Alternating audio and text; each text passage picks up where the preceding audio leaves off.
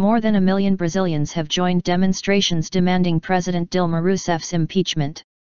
The protesters say the president must have known about a corruption scandal which has engulfed Brazil's state-owned oil company, Petrobras. The political opposition says much of the alleged bribery took place when she was head of the company. But Ms Rousseff has been exonerated in an investigation by the Attorney General and denies involvement. Most of the politicians accused of taking bribes in a kickback scheme come from the governing coalition. Coup attempt. Protests have taken place across 22 Brazilian states and the federal capital, Brasilia. The largest demonstration went ahead in Sao Paulo, attracting more than 500,000 people. Many of the protesters waved Brazilian flags and wore the yellow shirts of the national football team. They shouted slogans against corruption and the Workers' Party government. In Rio de Janeiro, police said around 15,000 people had joined a protest there, while in Brasilia a crowd of 40,000 was reported. There's no point in complaining only on social media, we have to be here and show that we are really fed up, businesswoman Daniela Mello told the AP news agency in Rio.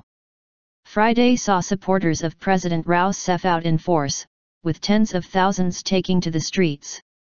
Her supporters say calls for an impeachment, less than 5 months after she was elected to a second 4-year term, amount to a coup attempt.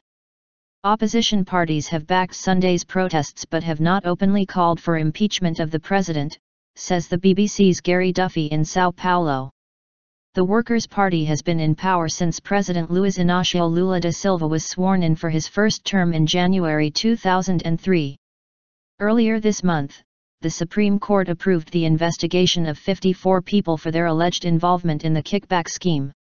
The list was prepared by Attorney General Rodrigo Junot, who alleged that private companies paid corrupt officials in order to get lucrative Petrobras contracts. According to the investigation, high-profile politicians also took a share of the money siphoned off from the oil company. Mr. Junot's list includes Senate President Renan Calheiros, President of the Chamber of Deputies Eduardo Cunha, former Energy Minister Edison Lobão and former President Fernando Collor de Mello. All deny corruption allegations.